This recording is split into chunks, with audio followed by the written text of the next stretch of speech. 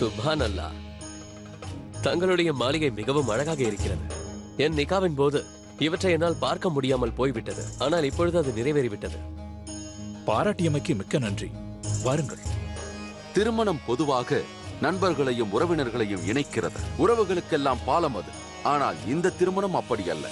இங்கு வந்திருப்பவர்களில் சிலருக்கு ஒருவரை ஒருவர் கொன்று குவிப்பதுதான் எண்ணம். அதிகார அரியணையை பிடிப்பதற்காக சரித்திரத்தின் 2 முக்கியமானவர்கள் ஒருவரையொருவர் சந்திக்கவிருக்கின்றனர். பாட்ஷா ஜலால், இளவரசர் பிரதாப். இவர்கள் இருவரும் சந்தித்துக் கொண்டால் பேராபத்து விளையுமோ என்று பார்மலும் அந்நாட்டு மக்களும் அச்சத்தில் உள்ளனர்.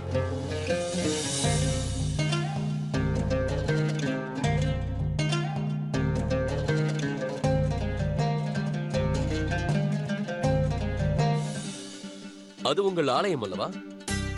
அங்கிருக்கும் அந்த பாதை நேராக ஆலயத்திற்கு செல்கிறது அல்லவா? அங்குதான் உங்கள் நாட்டு பெண்கள் விளக்கு பூஜை செய்வார்கள் அல்லவா? தங்களுக்கு கூர்மையான பார்வை ஷகன்ஷா. அதோடு தங்களுக்கு நல்ல ஞாபக சக்தியும் உள்ளது. தீர்க்கமான பார்வையும் ஆழ்ந்த அறிவும் ஒவ்வொரு வீரனின் லட்சணமாகும்.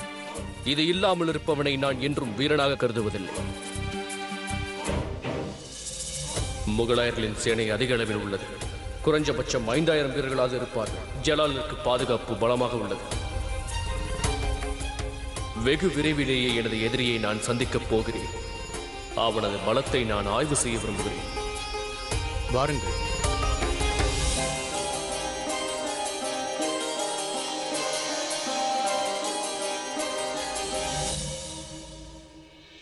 பாதுகாப்பு ஏற்பாடுகள் பலமாக இருக்கின்றது. இவை அனைத்தும் எனக்காகவா? தாங்கள் கூறியது சரி. தாங்கள் மாமியார் வீட்டிற்கு வந்திருக்கலாம். தாங்கள் எங்களுடைய மாப்பிள்ளை விருந்தினர் மட்டுமல்ல, ஒரு ஷகன்ஷாவும் கூட. உங்களுடைய பாதுகாப்பிற்கு பலத்த காவலை போடுவது எங்களுடைய முதல் கடமையாகும். நீங்கள் கூறுவதும் உண்மைதான். உண்மையில் எனக்கு எதிரிகளை விட உடன் இருப்பவர்களால் தான் ஆபத்து. யாருக்கு என்ன தெரியும், நம்முடனே கூட எதிரி இருக்கலாம். வாருங்கள்.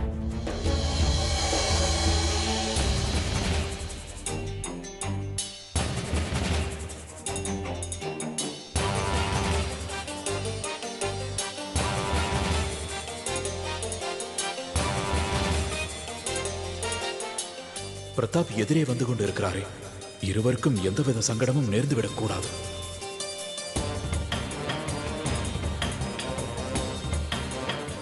ஷகன்ஷா ராணா பிரதாப்பை பார்த்து ஏதாவது கூறிவிட்டால் என்ன செய்வது? கடவுளே, இப்போதுதான் இருவரும் சந்திக்க வேண்டுமா?